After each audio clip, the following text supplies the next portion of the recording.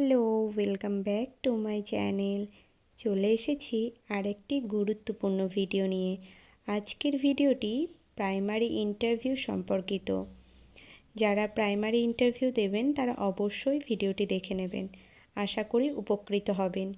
এই ভিডিওটিতে আমি যে সমস্ত জেলার ইন্টারভিউ হয়ে গেছে ওনাদের থেকে পাওয়া তথ্য অনুসারে যে প্রশ্নগুলো বারবার রিপিট হয়েছে অর্থাৎ বারবার ধরা হয়েছে সেগুলিই আলোচনা করব। চলুন ভিডিওটি শুরু করি। ভিডিওটি ভালো লাগলে অবশ্যই একটি লাইক করবেন, বন্ধুদের মধ্যে শেয়ার করে দেবেন এবং আমার চ্যানেল থেকে উপকৃত হলে অবশ্যই আমার চ্যানেলটি সাবস্ক্রাইব করবেন। ঈশ্বরচন্দ্র বিদ্যাসাগর সম্পর্কে কিছু বলুন। এই প্রশ্নটা অনেকবার ধরা হয়েছে। আপনারা এটুকু বলতে পারেন, ঈশ্বরচন্দ্র বিদ্যাসাগর ছিলেন সমাজ সংস্কারক, শিক্ষাবিদ ও লেখক। বিধবা বিবাহ প্রচলন ও নারী শিক্ষায় বড় ভূমিকা ছিল ওনার।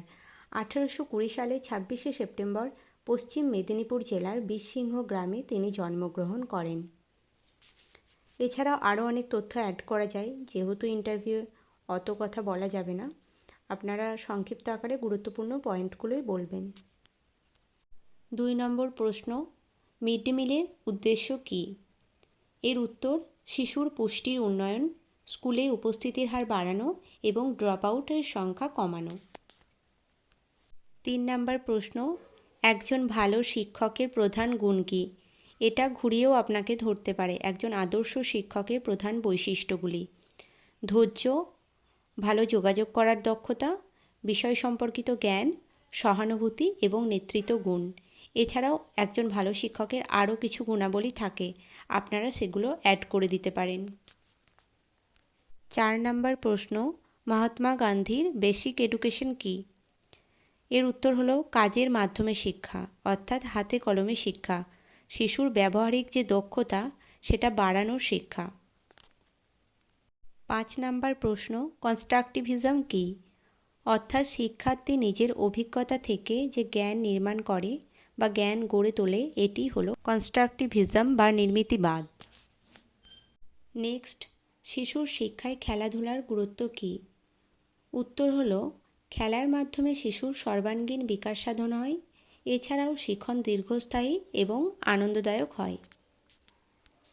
নেক্সট, 7 নম্বর প্রশ্ন, সিসিই কী বা এর পুরো কথা কী? Continuous and comprehensive evaluation.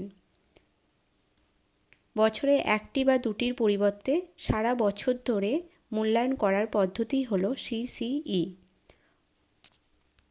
8 নম্বর প্রশ্ন, পেডাগজি বলতে কী বোঝেন? শিক্ষাদানের কৌশল ও পদ্ধতিকে বলা হয় পেডাগজি।